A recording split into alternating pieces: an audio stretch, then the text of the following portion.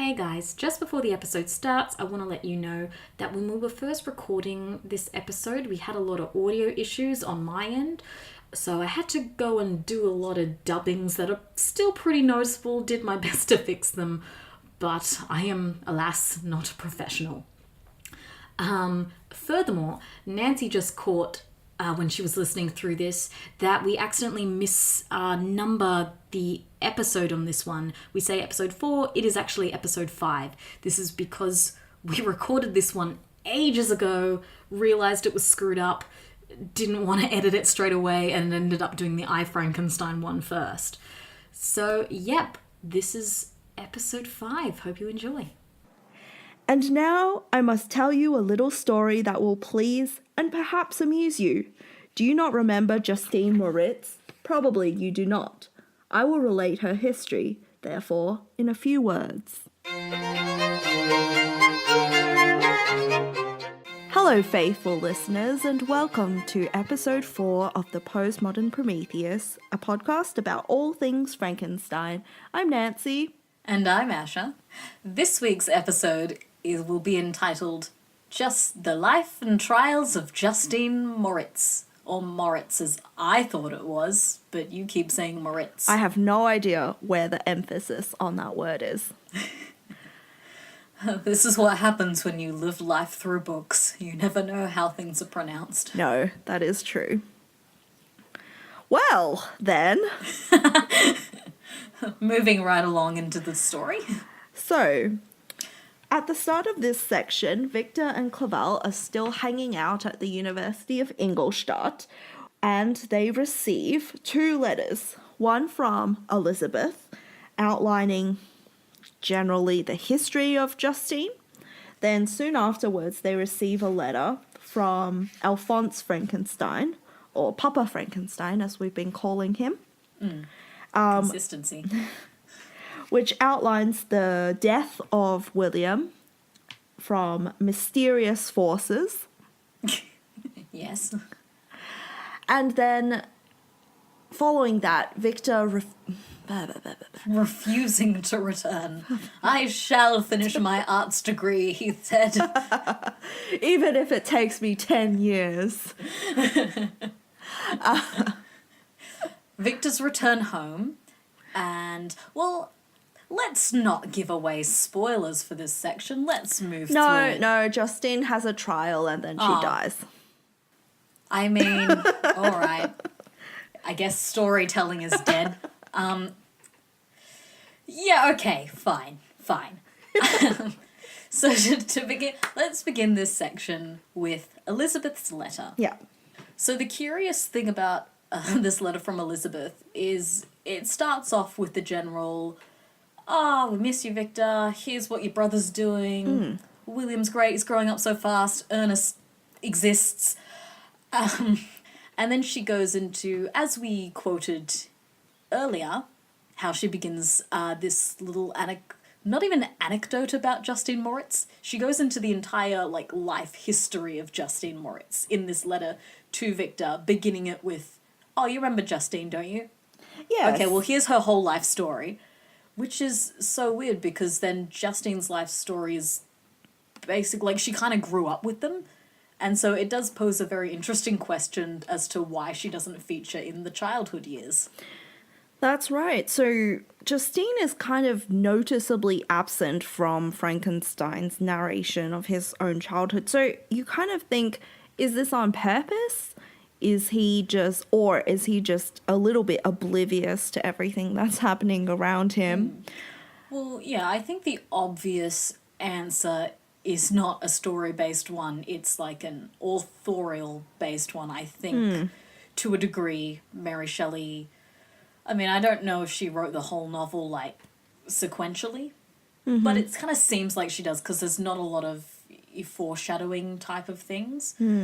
And especially when you get into the creature's tale, there's a lot of, oh yes, and when I left your house, I got a coat, and oh yes, and then a couple months later, oh yeah, and there were papers in that coat, and then that's how I discovered how you made me.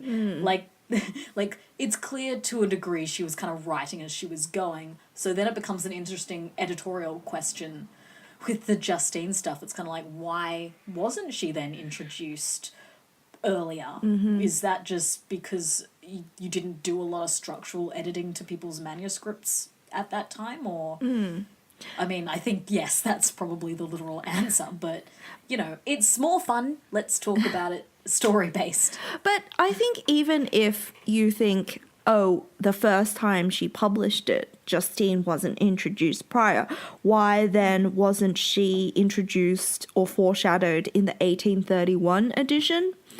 From what I remember, there's no changes really in terms of Justine's story. Yeah, I mean, let's be real. Not a lot of editorial work went into the two different editions. I think someone just wanted to cash some paychecks. For as little work as possible. I mean... But there were significant changes, like Elizabeth's backstory. So you wonder, why did she do that and not anything to do with Justine? I think potentially it could be explained. There are thematic changes, I think, but not a lot of structural changes. Yeah, I think if you think that Shelley didn't think it was a problem that Justine, or like, you know, maybe what we think of as something in need of structural edits for a novel today, probably they had different standards back then in terms of what sort of, you know, narrative was effective. Tis true. Tis point. I mean, it still is a very effective narrative as we are discussing it 200 years after its publication. Yeah. Yeah, but I think, you know, it doesn't really make a lot of sense. Oh, well. Anyway, shall we go into the history of Justine as told by Elizabeth's letter, as Victor presumably knows about? Sure. Shall we discuss the name of Justine to start with? Yeah, sure. Okay, so from the notes in my version of Frankenstein, the editors reference the text by Marquis de Sade called Justine or the Misfortunes of Virtue. So that is the Marquis de Sade, who is very famous for his sadism, or sadism is named after him. And it was rewritten a few times during the Marquis's life. So basically, it is a story in line with his other stories, which focuses a lot on sexual violence and sort of erotic scenes, if we can call it that. And did you know about this reference when? No, I thought her name was just Justine. Okay. Well, apparently Shelley and Byron were both pretty aware of this text and may have been... Mary Shelley or Percy Shelley? I think both. And they may have been interested in the text. So in Justine, or the Misfortunes of Virtue, Justine, the title character, wanders around trying to find gainful employment, but every time she thinks that she's found gainful employment, she is subject to various acts of sexual violence and rape. And at the end of this, she meets with her half-sister, who she's actually telling this story to. And so her half-sister has engaged in a life of not exactly evil, but she has not been as virtuous as Justine, but whilst doing that, she has been able to do good in her life, whilst Justine has been subject to various acts of violence, whilst she attempts to be virtuous. Yeah, and there's also a plot of sort of misdirected justice in the course of that novel, which I think may inform Justine's story in Frankenstein as well. Well, yeah, I suppose in the sense that Justine is constantly the victim of injustice through various means. I guess, yeah, that is a connection. Mary Shelley does like making her little references. Like she will, if she's directly quoting another author, she'll have it in quotes, even if paraphrasing it could have also been an option, which is, what a nerd. What a cute little nerd. Yeah. She does that thing where she's like, I must cite my sources. Hey, look, at least she does cite her sources.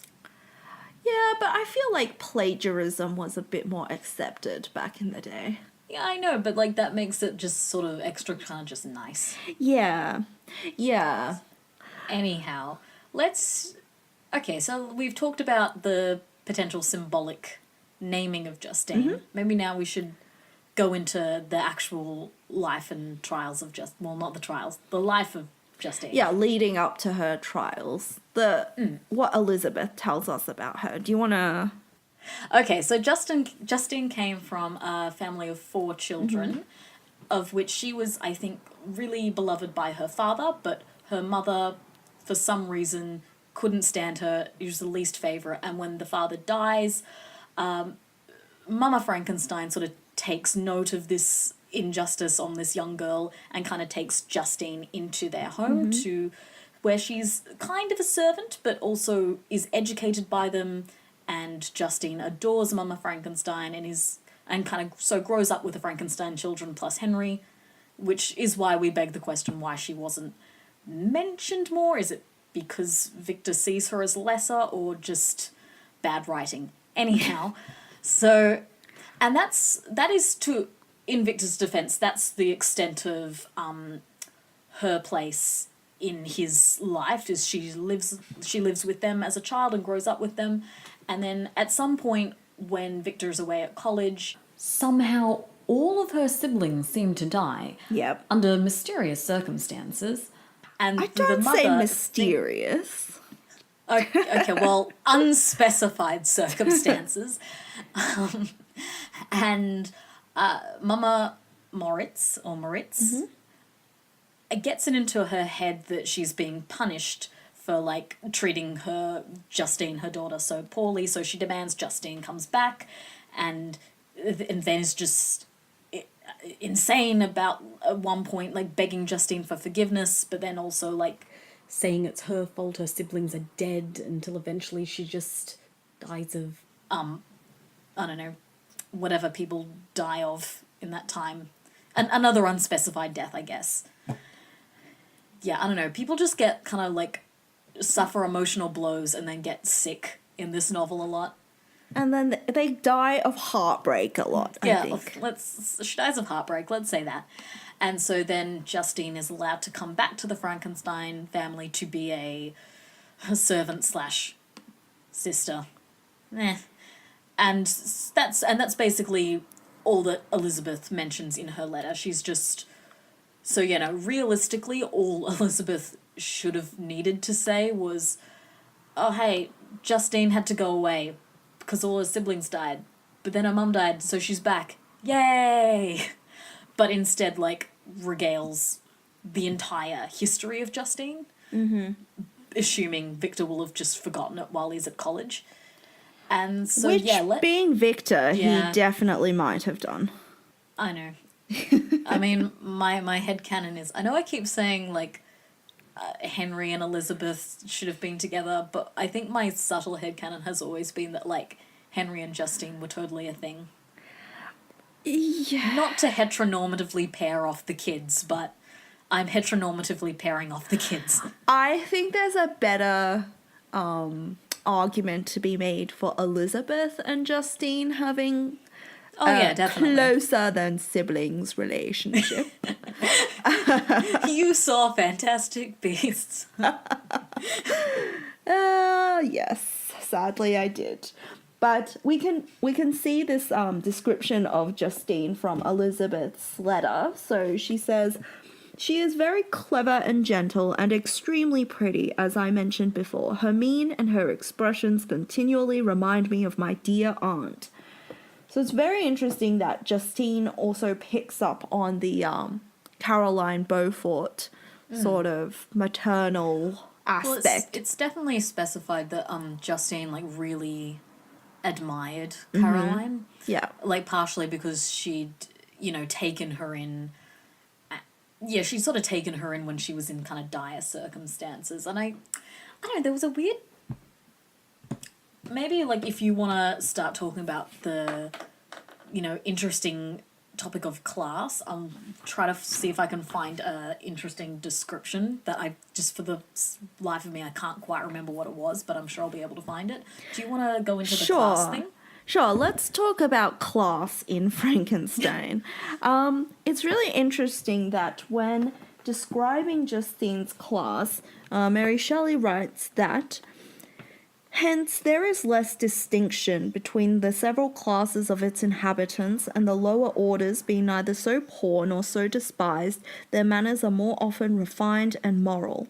A servant in Geneva does not mean the same thing as a servant in France and England. So Justine, thus received in our family, learnt the duties of a servant, a condition which, in our fortunate country, does not include the idea of ignorance, and a sacrifice to the dignity of a human being.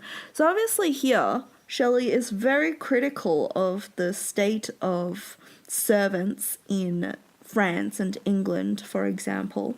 And it's also interesting that this comes after the French Revolution, which presumably was driven in part due to the sort of class divides of France at that time.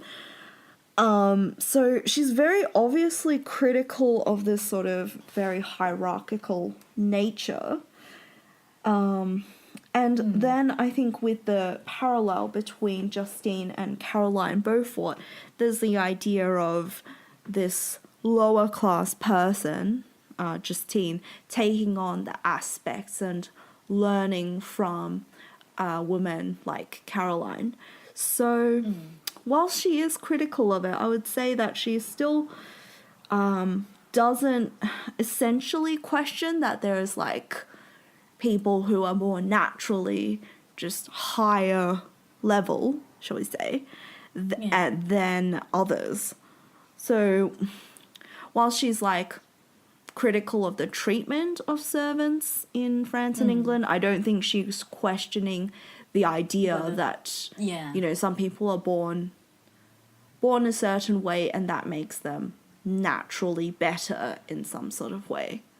Yeah, I think there are some really weird echoes of that all throughout the novel, which maybe we'll get more to with The Creature's Tale, because, there are some very weird things where the creature seems to have a keen awareness of the de Lacys as somehow higher, or like just in a certain way, especially when he sees them compared to other people.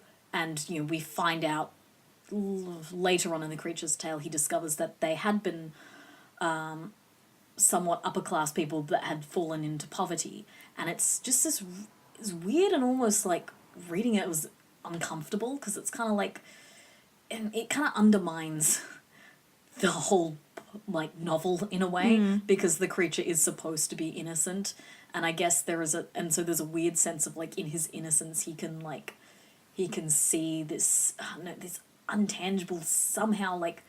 Yeah. People are somehow greater. Natural like, class. Poor in people a way. are. I don't know. I mean, yeah, this is what happens when only like wealthy people write. No matter like how good their ideals are or like how well they mean, they're still like very clouded by especially like 200 years ago. Like no one's pulling them up on these kind of like, I don't want to say the word prejudice, but preconceptions of just how people are and how the world works. Yeah, I think you get the same thing with Elizabeth and, Caroline being able to immediately recognize Elizabeth as somehow a noble child. This is in the 1831 edition. Yeah, that she's somehow, something within her is like naturally better than the people around her. And I think we touched on this a little bit, but it is, I think to a modern reader, it is a little bit uncomfortable. I mean, yeah, earlier on from the quote you were reading about their similarity actually had the bit I was looking for. But I'll read from So this is talking about how Caroline decides to give Justine a bit more of an education than I guess initially she believed she would. My aunt conceived a great attachment for her, by which she was induced to give her an education superior to that which she had first intended. This benefit was fully repaid. Justine was the most grateful little creature in the world. I do not mean that she made any professions, I never heard one pass her lips, But you could see by her eyes that she almost adored her protectress, although her disposition was gay and in many respects inconsiderate. Yet she paid the greatest attention to every gesture of my aunt. She thought her the model of excellence and endeavoured to imitate her phraseology and manners, so that even now she often reminds me of her. which I think was a bit you read, which is... Yeah, this is getting a bit off what we were talking about, but that was the description I was looking for, because it was kind of interesting that she was... Described as gay and inconsiderate? I don't know if that's getting to the class thing, but I like that it's pointing out a flaw in a character who is essentially also just symbolic virtue. Well, I wonder what inconsiderate actually Yeah, I was really wondering means that in this too. context. Yeah, Because it does specifically say, like, she would never make professions of gratitude. Like, she didn't grovel at anyone's feet, like, thanking them for saving her. She just, like, yeah.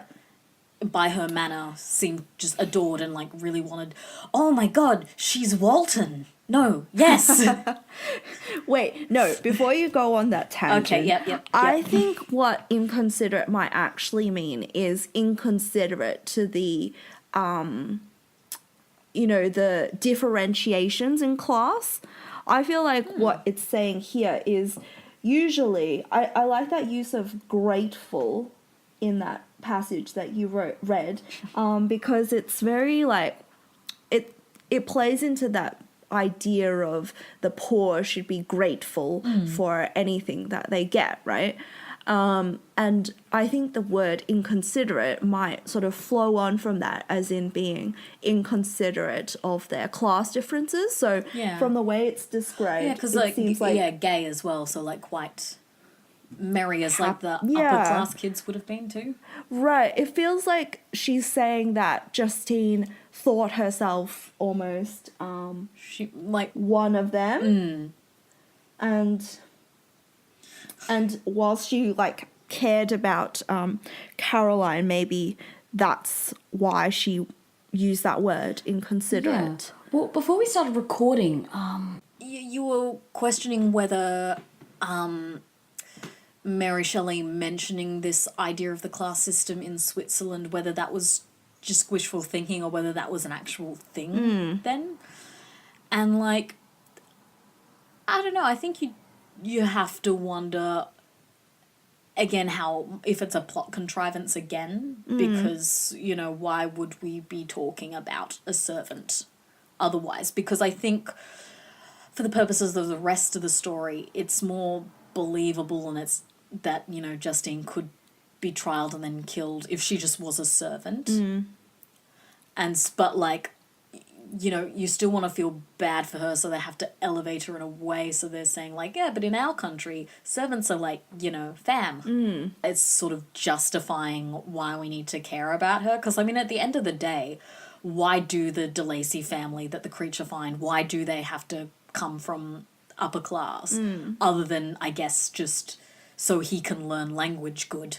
But, like, there's like, problem enough in that as well. Yeah, I think you're right that it could be just a device to get us to care about Justine, like saying that we normally wouldn't care about servant characters, and it is pretty noticeable that no other servant type characters are actually fleshed out in the rest of the novel. Yeah. Or they're only mentioned to, like, shine their masters in a better light. Like, when I was reading The Creature's Tale, and they talk about Safi or Safi, she has a guide that's leading her to the de Lacys, and then the guide grows sick and dies, and from a plot point, that's explaining why it took her a bit longer to get to where she needed to be for plot reasons, but it also is used because Safi like sort of tends to her as she's dying, so it also kind of like shines a good light on Safi as this maternal loving woman. Yeah, so I think, Mary Shelley goes so far as to say we should treat servants like people, obviously. We should educate them, blah, blah, blah. But at the end, at the end of the day, they're still sort of lesser in some sort of way. And I think that can be quite, I don't know, disconcerting. Yeah. Tis a problematic element. Maybe. Or maybe, maybe there's another interpretation that we can consider. I don't know what that would be. Well, at the end of the day, Victor, like, Justine didn't make the cut of Victor's story until she was absolutely integral. Anyway, well, I think that's probably all we need to say about that part of Justine's story. Other than the fact that everyone she loves seems to die, and, well, I have a suspicion that she's slowly killing everyone off so that she can finally be with Elizabeth, the love of her life. But I mean, that's not really based on anything in the text. That's just an idea I've got at the back of my mind. Well, I don't Because she wants to become Caroline because Elizabeth adores Caroline, and Justine thinks, oh, that's the perfect woman. That will make her love me. And then I can't explain why her siblings all die when she's like not now. She's like, never mind. Maybe it's because her family was Roman Catholic and they're a little bit against same-sex unions. And everyone dies. And okay, so did you, before we get into the second letter that Victor gets that finally boots him on home, did you want to talk a bit about the college years part 2 feat Henry? Yeah, so there's a little bit of an interlude in between the end of Elizabeth's letter and then the receipt of Papa Frankenstein's letter. And in this part, I just thought there was one funny thing that I wanted to mention where Clavel has been introduced to Professor Waldman and Professor Krempe, or Krempe, I believe we're calling him. Waldman and Krempe. And so the professors are praising Frankenstein, like, oh my god, he's the best student we had, and you won't believe his progress in the sciences. And meanwhile, Frankenstein's just like cringing massively and being like, oh shit, they don't know. Which I just thought was like amusing and also very relatable as like an introverted person who can't deal with any sort of praise.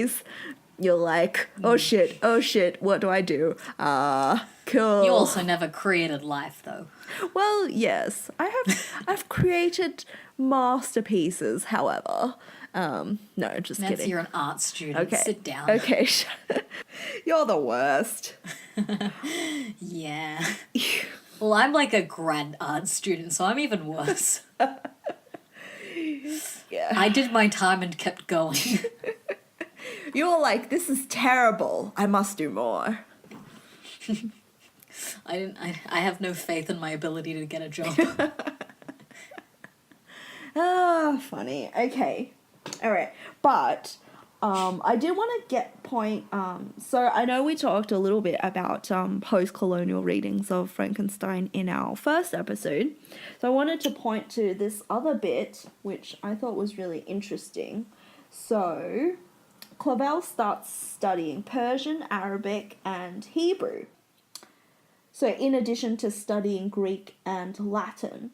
And so Victor also decides to study these authors, and then he says, when you read their writings, life appears to consist in a warm sun and garden of roses, in the smiles and frowns of a fair enemy, and the fire that consumes your own heart. How different from the manly and heroical poetry of Greece and Rome. So I find that really interesting that he describes the work of the Orientalists, as he calls them, in this sort of very feminized way. I think it's a typical trend in this time to sort of... I think in this time it was building into these stereotypes of the sort of indulgent, the lazy sort of Orientalist stereotype. It's kind of a image that you see reflected in a lot of 19th century work. Yeah. And I just found it interesting that he makes such a clear contrast between this and the, you know, the Western canon of Greece and Rome, which is described as masculinist and, and powerful. So, you know, if you wanted to do a post-colonial reading of Frankenstein, I think you can read a lot more into this. And it's also interesting that Victor sort of aligns himself almost with those emotional, like the Orient, the sort of feminized idea of this. And then it's kind of extended in the creatures narrative when we have the introduction of Safi, who is... allegedly from the Middle East and a non-Christian country. So you can really She's see... described as the beautiful Arabian. Yeah, so you can see these sort of threads running through the text. The positioning of the difference between the West and the Oriental, I guess. Yeah, that was my rant. Yeah. Do you have That's all right. thoughts about it? Not at this time. I think more. I think it's interesting to bring it up. I think it's more relevant when we get to Safi because there are some weird and interesting things up in that one. Okay.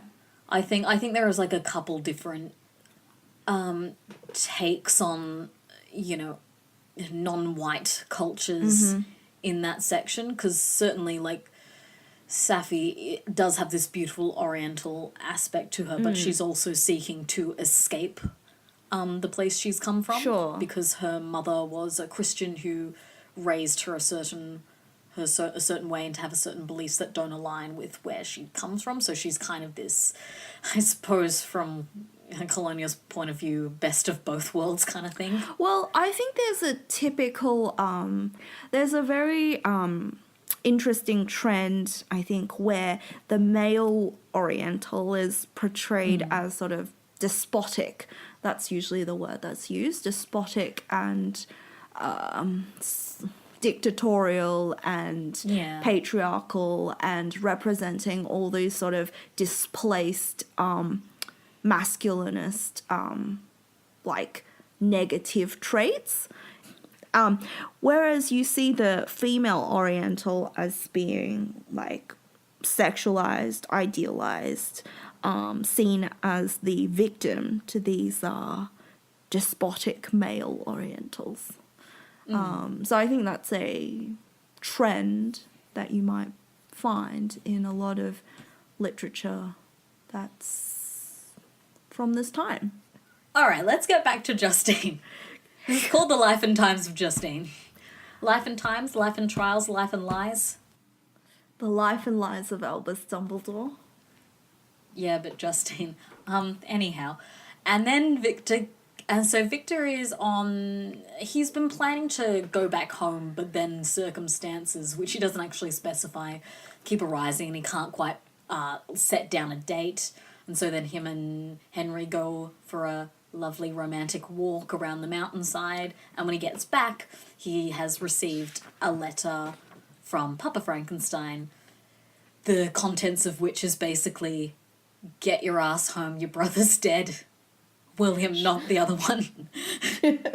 What other brother?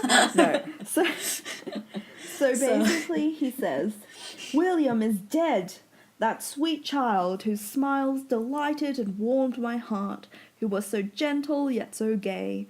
Victor, he is murdered. Da-da-da!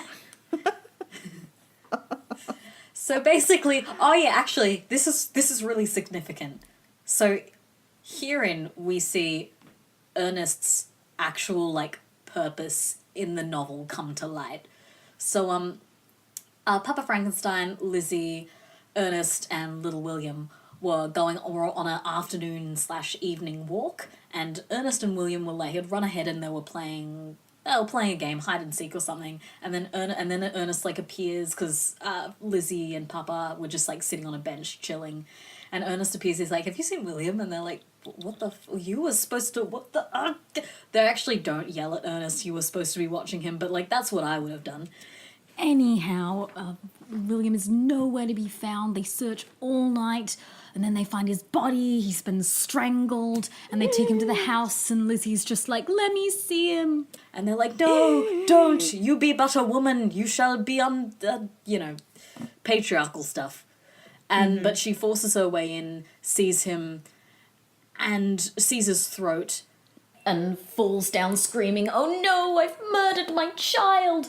Later to reveal that she put, I think, a locket with a picture of their mother, Mama Frankenstein, in it. He'd been pestering her that he wanted to play with it. She put it around his neck. And when she sees the body, she sees that the necklace isn't there, assumes that the murderer killed the boy to get the necklace because it was valuable, and so she blames herself for his death, even though it was clearly Ernest's fault. Okay, it wasn't Ernest's fault, but Ernest at this point is about 16, William is about 6. Yes. Watch your child brother.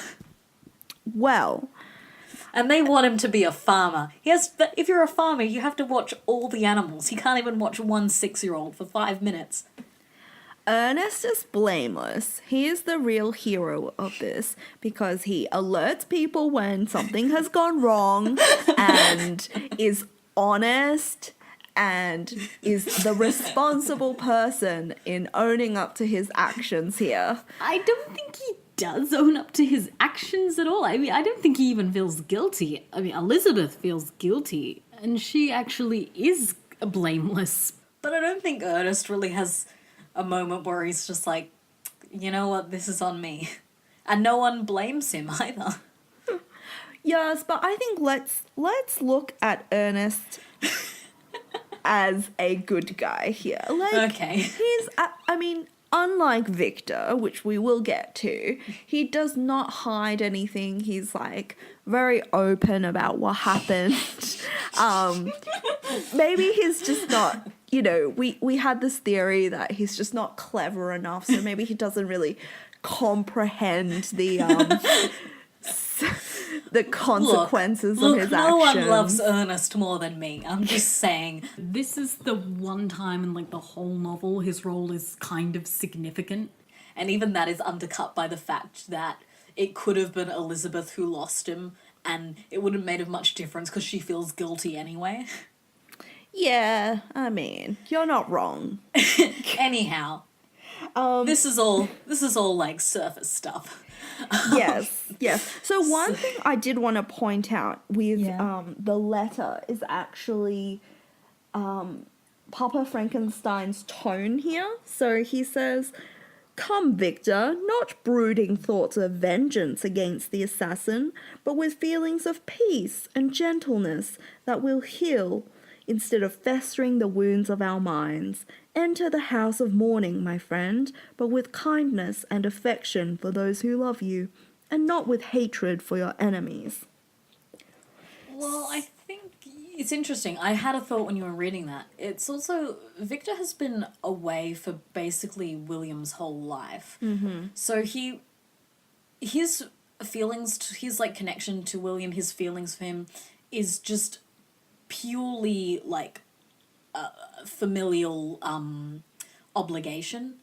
Like, he doesn't have a relationship with this child. It's kind of like, if you had a niece or a nephew who you maybe met when they were a baby, but you like never see them.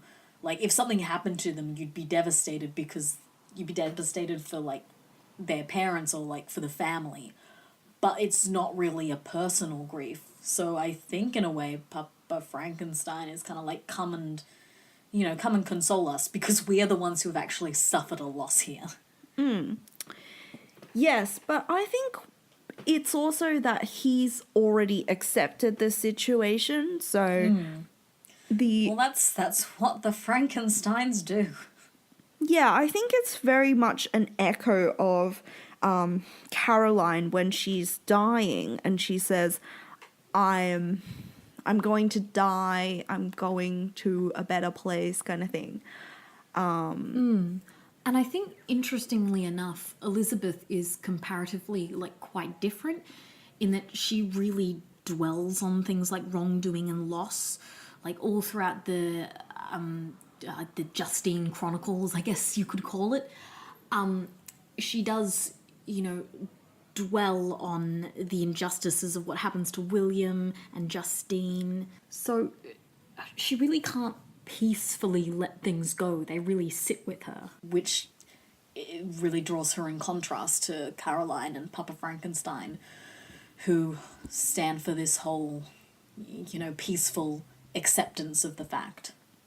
Yeah, that is an interesting part of Elizabeth's character and you see that also when she stands up for Justine when no one else will. So even presumably Alphonse Frankenstein, who must have known Justine as part of his household, doesn't really stand up for her. It's only Elizabeth that does so.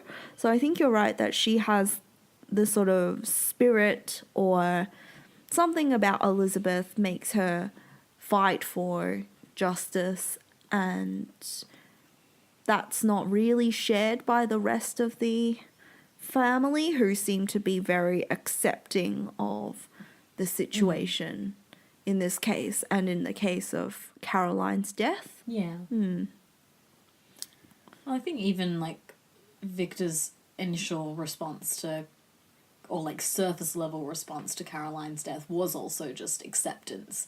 But then you see it manifest into something quite toxic through his creation of the creature. And that's a lesson about talking about your feelings. Yeah.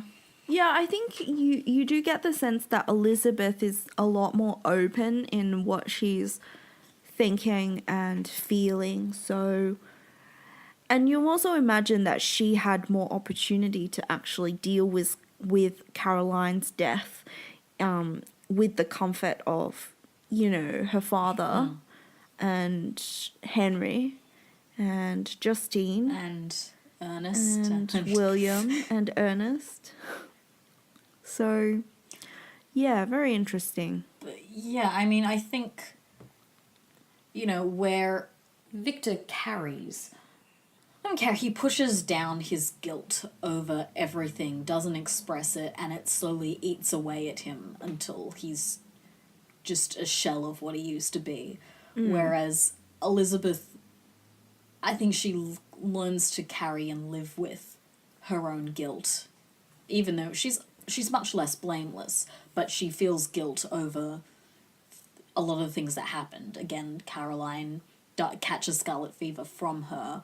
William, is presumably murdered because of a necklace she puts around his neck, and she can't save Justine from, the trial, all that. So she sort of she perceives these things as her fault, and she learns to live with that. It never destroys her in the way Victor's guilt destroys him, because he just pushes it down. And I mean, he constantly says he feels guilty, but he doesn't really. It's definitely him talking to Walton is the first time he's ever expressed his guilt, which is, I don't know, maybe why he can finally chill and just die at the end, because he finally gets that release. Even if he does turn around to be like, yeah, I feel like this wasn't my fault, we're all just like, no, it was. It was your fault. It was objectively your fault. There's no grey area. I think I think the other thing about Victor is that he doesn't actually take responsibility, so or no. to Well, he try to thinks he does. rectify. He Right. tries, but, he's an idiot.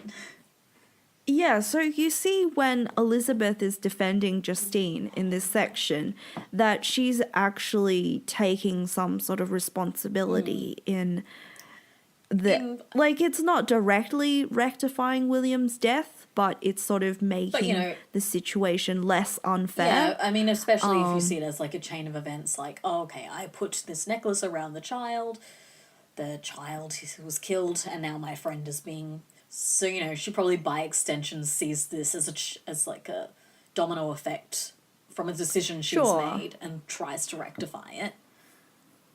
Yes.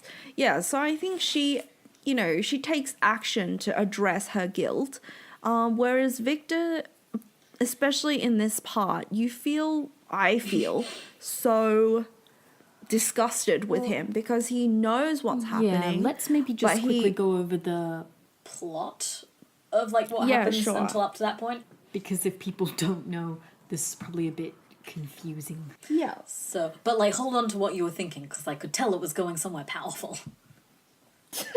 So basically, so Victor gets this letter. He sees his brother's murdered. He doesn't think it's anything other than some like just bad person has murdered his brother, and he's traveling back home, and then I think when he's just on the outskirts of Geneva, he just can't quite bear to go home just yet, so he goes on a bit of a nature preamble. There's a whole bit about him being a bit relieved by nature, which So he says, whilst I watched the storm, so beautiful yet terrific, I wandered on with hasty step. This noble war in the sky elevated my spirits. I clasped my hands and exclaimed aloud, William, dear angel, this is thy funeral, this thy dirge. Dun, dun, dun. And then... As I said these words, I perceived in the gloom a figure which stole from behind a clump of trees near me. I stood fixed, gazing intently. I could not be mistaken. A flash of lightning illuminated the object and discovered its shape plainly to me, its gigantic stature and the deformity of its aspect, more hideous than belongs to humanity, instantly informed me that it was the wretch, the filthy demon, to whom I had given life. Da-da-da-da. So Victor's like, shit. Well, this is all my fault then. In his head, not out loud. And so then he ponders on this for a bit, goes home. Ernest has his big moment where he's a good little exposition-y boy and tells us that Justine has been accused of the murder of William and is currently in jail, and the trial will be held that day because convenience. And lack of a good justice system. Yeah. And to Victor's kind of credit, he does when Ernest is telling him this, he's like, no, she's not the murderer, I know who the murderer is, or I don't know. He does something where he almost for a second kind of is not a shit. Has a conscience. He kind of for a second is not a shit. And then, because then Papa and Elizabeth come down and Ernest is like, Dad, Victor knows who the murderer is. And Papa Frankenstein's like, yes, Ernest, we all know. We were all there. It's Justine. I don't know if you missed it, Ernest, or you just couldn't comprehend the murder. It's definitely Justine. Papa Frankenstein definitely said it in that tone. like you could definitely read it that way. So anyway, so the trial of Justine is that day. So they go to the trial, and it's there we learn the circumstances that have led to Justine being put in prison or accused, let's say. And it's that so she had been spotted sort of near the area where the boy was found, sort of wandering around, just kind of like vague and confused. And then when she got home and found out the boy was dead, she is distressed and falls ill. She's confined to her room for several days. And then another servant discovers the locket in like bundled up in her clothes, and then takes it doesn't actually go to Papa Frankenstein. I think goes straight to like the magistrate or like the lawman or whatever. And then so she's arrested and taken away. And so basically that's all the evidence they have against her, which, you know, even for a shitty legal system, it's like pretty solid. Like, you know, they found the thing they believed was the cause of the murder in her clothes. And so whilst on trial, Justine justifies these circumstances by saying, I was visiting a relation on the day or the night of the murder, and when I arrived home I found like late at night, which I mean I then said like, why are you wandering around late at night? That's not safe. Side note. Well, maybe Justine was visiting another relative to be the angel of death. Yeah, maybe. To them. Yeah. Anyhow, So, it's you know. it's not super relevant. It's just because it did specify she was coming home quite late, and then I don't know, my brain was just like, well, was she in a carriage or was she just walking? Is that safe? I know it's a gated community, but was it outside of that? Anyhow, like, I clearly care too much about Justine and I'm missing the point of the story. Anyway, so It's just a plot I contrivance. know. Anyhow, so she finds out the boy's missing, and so, well, as we find out throughout this section, Justine was very much a second mother to William. So she instantly takes it upon herself to go searching for the boy, ends up sleeping in a barn overnight, and then when she's spotted the next morning looking sort of vague and confused, it's because she was just, you know, sleep deprived and like terrified about the boy. And then she goes home, and but she has no knowledge of how the necklace got into one of her pockets. She can't explain that. She sort of says like, I don't know how it got there. My only guess is that like I was framed. I don't know why I would have been. I don't have any enemies. I killed them all. She doesn't say that. And then, yeah, so it's basically left up to the people who know Justine to step forward and give, I guess, be good character witnesses for her, because she can't explain why she had the necklace in her possession, to which no one stands up because everyone's kind of suspects she did it. None of her friends stand up and defend her except for Elizabeth, the hero of the story, Clearly. who basically says like, no, Justine is a member of this family. She loved that boy. If she wanted that locket, I would have given it to her. Like, she had no reason to steal it. And unfortunately, it's not enough. And Justine is condemned it. And of which we can now talk about, as you were going into before, a certain someone who could have said something and decided not to. Yes. So basically, Victor, with the passage that we read before, he basically knows that he sees the creature and he knows that this is related to him and his actions, because obviously everything has to be about Victor. So William dying is obviously the creature's revenge on him, so he thinks. Well, he doesn't even think it's a revenge. He just thinks the creature's a monster. Yes. Or like he says, like, no human could do that to a child. Right, and so it must be a monster, and therefore there is a monster that he created. So he's pretty sure that it's the creature who is at fault, and the readers... I mean, look, spoilers, it is. Well, readers are, like, put in no doubt that he is responsible. Like, it's not a mystery, really, at all. You kind of believe Victor in the very first instance. When you meet the creature in, like, in a few chapters' time, the creature is just like, yeah. I did it. Yeah, I did it. I did it. And I'm not sorry. Basically. Right. Oh, well, the creature is blameless. Anyway. I strongly disagree, but continue.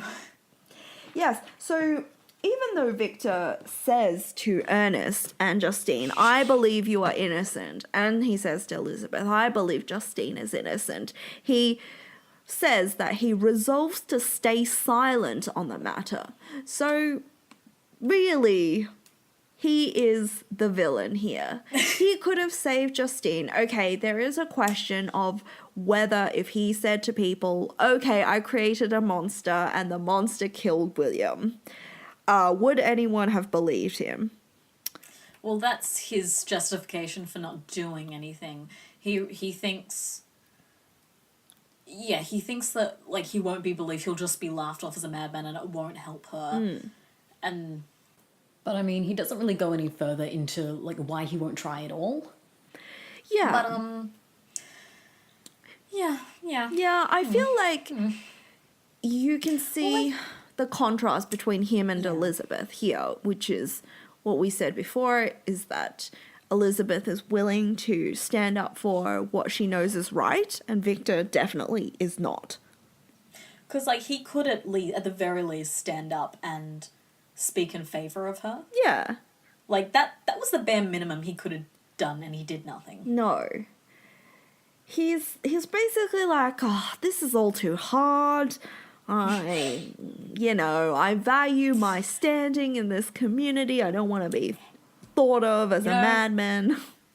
You know who would have stood up for her? Probably Henry. I'm assuming. I think Henry definitely would have. He seems like a stand-up guy. He seems like the kind of man who'd stand up. He wouldn't know what he was standing up for, but he would do it. He probably would have at least noticed Justine existed before she became integral to his life story. Yeah. Yep. But anyhow. So I think it's interesting that, so let's go back to the class thing. I think that Justine's class actually makes it easier, at least in the context of the story. It seems that it helps people to think that she's guilty because of her lower class status. Whereas I think when you see later on Victor's dealings with the justice system is extremely different from what happens here. People are willing to give Victor sort of benefit of the doubt, and to say, like, believe in him a little bit more than what we see here, where Justine is pretty much condemned based on the circumstantial evidence and sort of, So I think it points to really interesting situation there with the justice system that, and is parallel to the novel Justine as well, that if you try to do good deeds, you will be punished. So why bother, hey? Why bother? Oh. I did have like one of the many points where Victor is justifying doing nothing. He does say something to the effect of, I shouldn't tell people that the monster exists because then if they do believe me and they do hunt him down, he might be able to just kill them all. I don't remember if it's at this bit or if it's later on when he's trying to justify whether or not he should comply to the creature's demands after they have their first meeting. But there's definitely at one point where he's like, oh god, what if, even if they do believe me, I might just be sending people to their deaths. Which, okay, I give Victor some credit in the fact that he does at least, philosophically ponder over things, even if he does always come to the wrong conclusion. Well, he always comes to the conclusion that suits himself best, I'd say. Yeah. Yeah. Especially considering, later when he does have this confrontation with the creature, the thing he settles on, or the agreement they come to, it was kind of it really was the only avenue, since the creature was like, do this thing or I kill everyone. It's kind of like, well, you know, a bit of a no-brainer. Well, I mean, yeah, his third option is tell people and hope they stand behind him and come and help destroy the thing. But you know, this is Frankenstein. We don't do things in teams here. No, and I don't know whether this is... Yeah, so I think when you compare this to the movie adaptation, like the Boris Karloff one, where you have like the big angry mob that tries to set off to kill the creature, if I'm remembering that right. Yeah, that's the gist of most of those movies.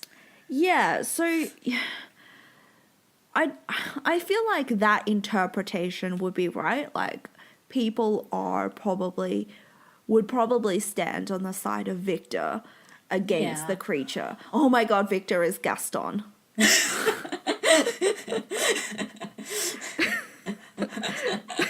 Kill the beast, kill the beast. But yeah, Well, I feel mean, like yeah, he- but like, the thing is with Gaston and also like the Boris Karloff movie, in those circumstances, it is in situations where the masses has seen the monster. So true. in both of those, well, I mean, okay, the Gaston one, let's just put that to the side for a second.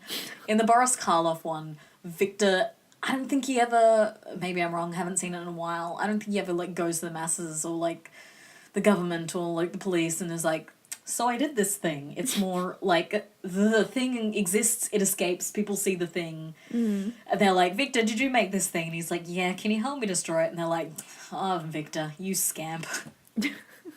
I'm not sure that's quite how it happens, but it's definitely like the masses rally together not because they are told the thing exists, it's because, you know, there is evidence that the thing exists. Sure.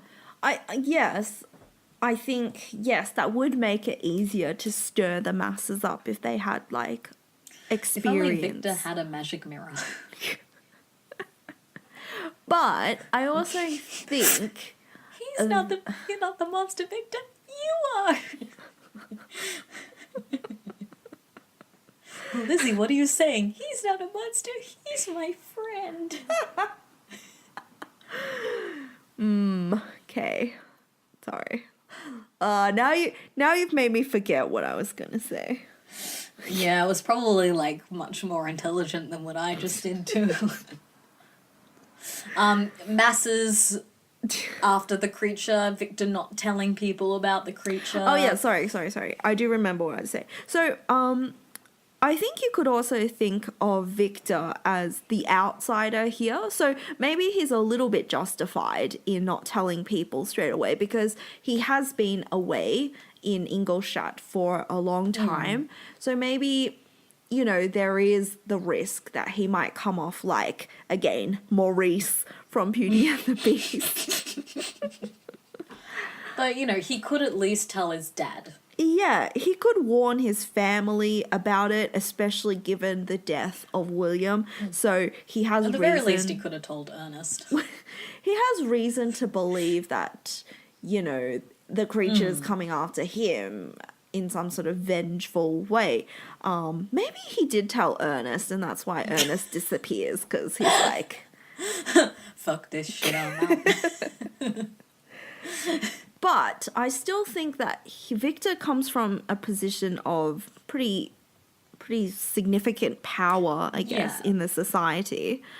And people would heed him. And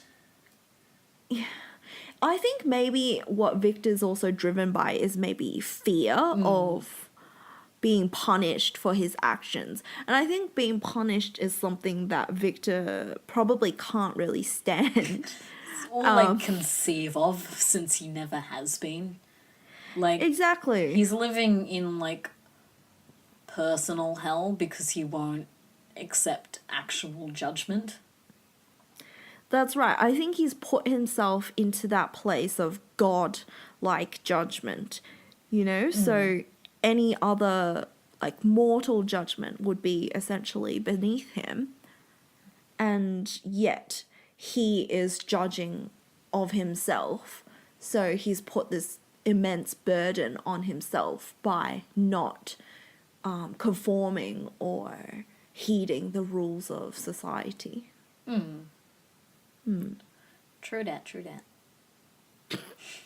Okay. I'm so glad you agree. I am agreeing with you. I have no more to add. I think you make a good point. Oh, thank you.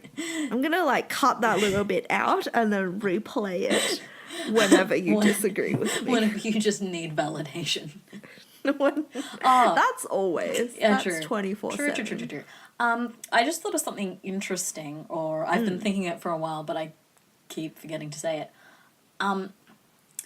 In that, I think we mentioned it in the last episode, but that adaptation that we have mixed feelings about, that is, it calls itself the most faithful adaptation, the miniseries.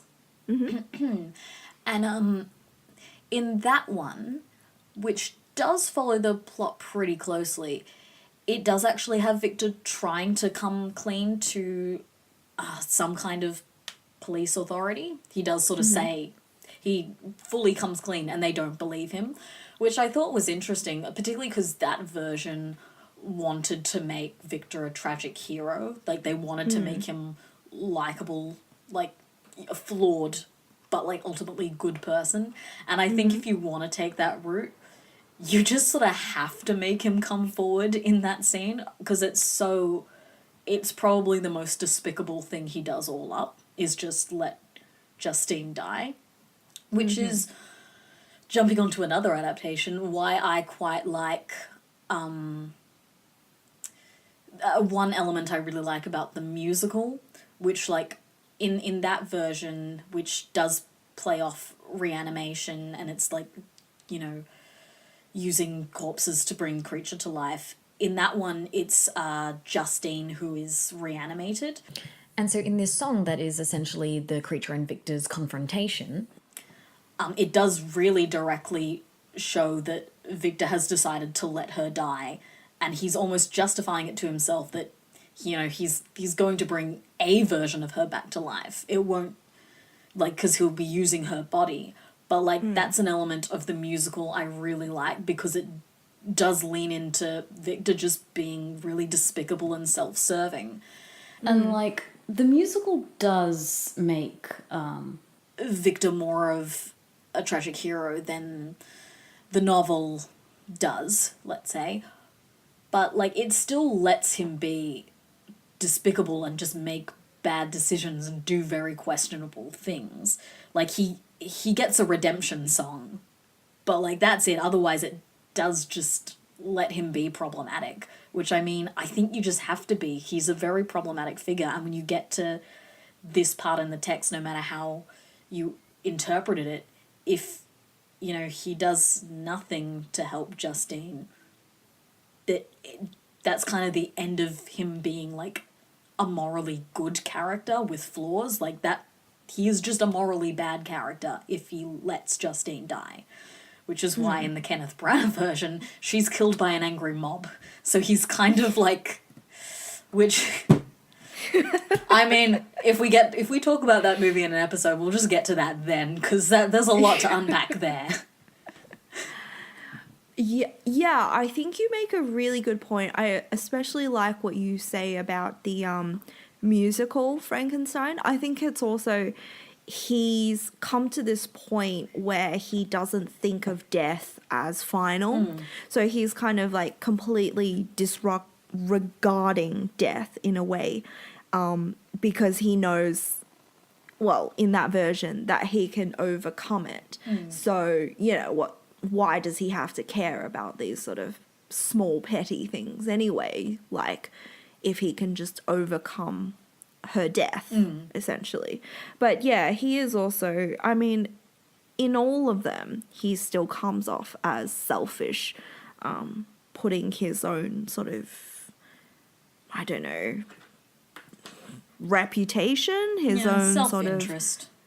Yeah, his self-interest above another human being, and I think it makes him totally irredeemable at this point. Just a bad dude.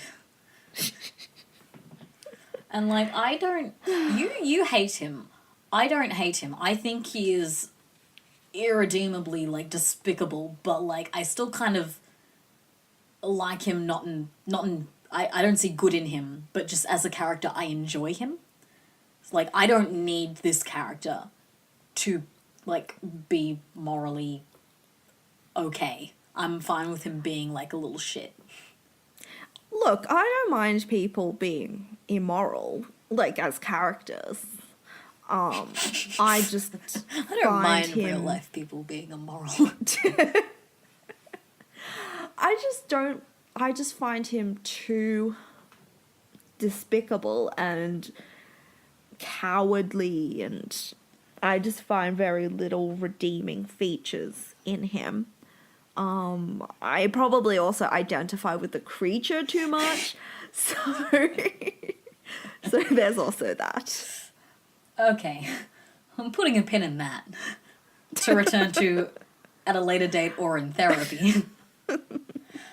The other, like, this is all up a pretty insignificant point, but, like, but anyway, so we find out when we, like, meet the creature and have a chat with him that, That's very, euphemistic. So yeah, he confesses to killing William, and we'll get more into, like, why he does it, you know, in the Creature's Tale version. But yeah, he murders William, and he takes the locket, and then he sees Justine, and so in the 1831 version, or rather, the version where this scene makes sense, he finds her sleeping in the barn where she said she'd spent the night. And he frames her, he puts the locket in her pocket. In the 1818 one, he just says he saw her walking by, and somehow, without being seen, puts it in her pocket. And, like, have you gotten to that bit yet? Like, she's not asleep in the barn. He just sees her walking past, and, like, somehow, yeah, this, like, 8-foot freaking monstrosity of a humanoid thing just manages to not be seen and drop this locket in her pocket without her noticing. So maybe Justine actually had a relationship with the creature. Well, I guess it didn't make the cut of his story. Yes, I think it comes off as pretty unbelievable that, yeah. Yeah, I think that's, like, the one area where Mary Shelley was reading back and she's like, okay, I should change that. Especially because it is still specified in that version that Justine had spent the night in a barn. Like, it's there. It's just lying there. There's your explanation. But no, she's like, oh, I saw her walking past and I dropped the locket in her. Well, maybe he did, like, hide out in a hovel for a little while. He's a stealthy 8-foot boy. Maybe he learned some stealth skills. And I noticed he was wearing his sneakers for sneaking. Maybe he just wears, like, a camouflage sort of outfit. He just pretends to be a tree, just holding branches in front of his face. Yeah, he's like the army at the end of Macbeth. It's just like... Don't mind me, I'm just your friendly neighborhood tree. Oh, God. Anyway, back to Justine. So... Oh, no, we haven't... She dies. Yes, but before she dies, Victor goes down to the courthouse to hear the verdict, and they say... Yep, she was convicted guilty. I mean, she would have anyway, but she also confessed. And then Victor's like, the fuck? And, like, to Victor's credit, he also doesn't for a second think, like, oh, maybe I'm off the hook. He is just like, she didn't do it. My son did. And so then he goes back home and he's like, yeah, she confessed. To which Elizabeth is destroyed by this because her whole, I guess, faith in humanity was resting on, like, believing Justine was innocent against the odds. And this just absolutely floors her to the point that she insists to go confront Justine herself.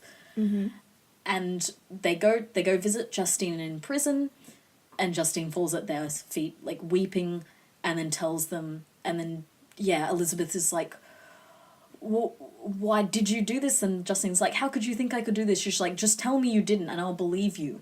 And Justine says, her confessor, ever since she was arrested, would come to her cell and basically just berate her and bully her to, like, confess, which is significant because it's really the only evidence of institutionalized religion brought into the text.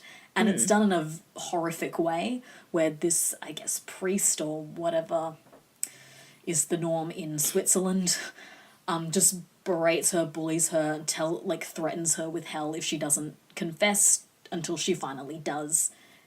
But yeah, she does at least sort of eventually die peacefully because Elizabeth believes she's innocent, and that's kind of enough. Yeah, I think... She cheerfully resigns to death, like everyone. Like everyone.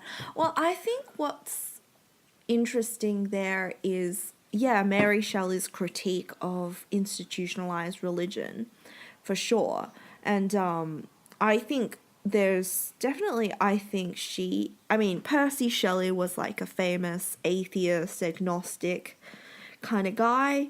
I think Mary is also somewhat ambivalent about religion here.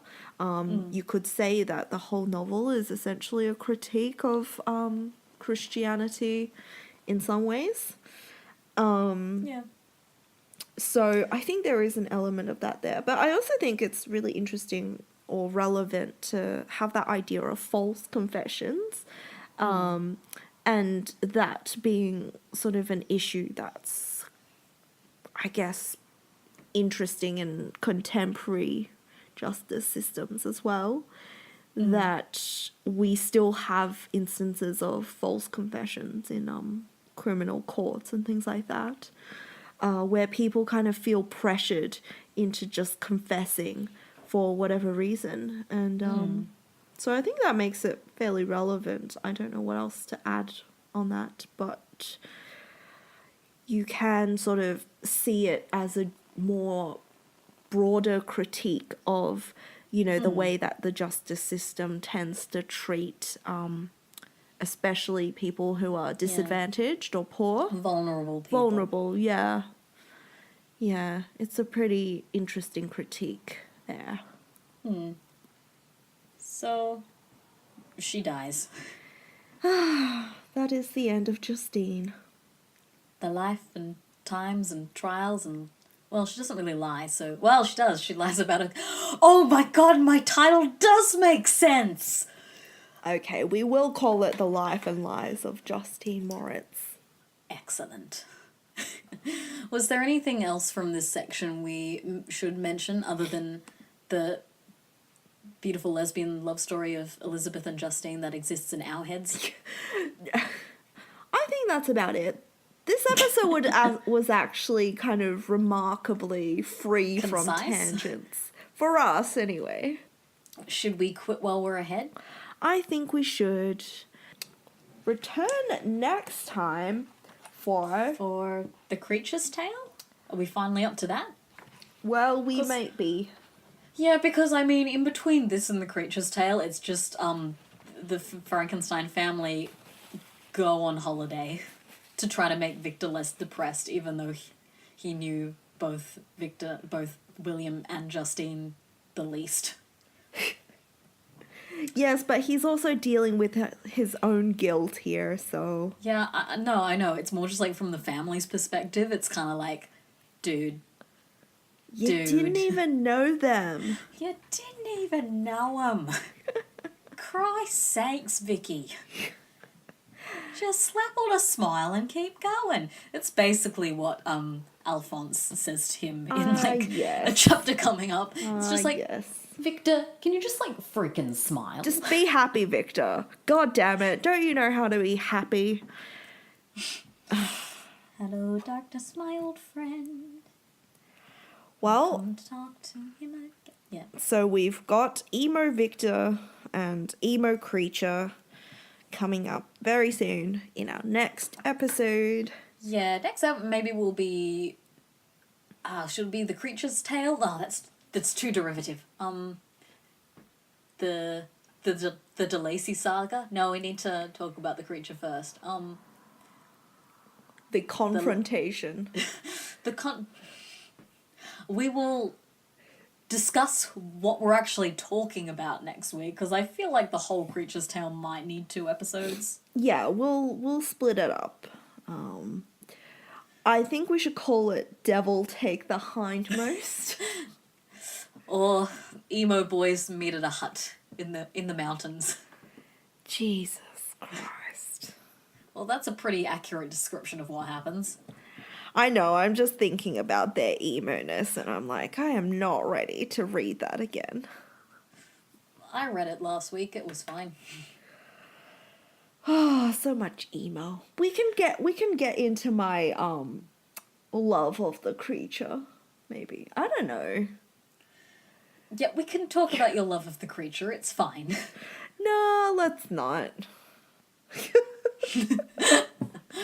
Well, you can, like... I don't know, but for the episode where we talk about, like, Elizabeth's death, can the cover be, the Beauty and the Beast waltzing? I died. But yes, it can. I mean, really, it is Beauty and the Beast. Like... Well, no, it's not No, Beauty it's and not. the Beast at all. I mean, I can get behind Elizabeth and the creature as a ship. Yeah, but what can't you get behind? I don't know, Victor and happiness.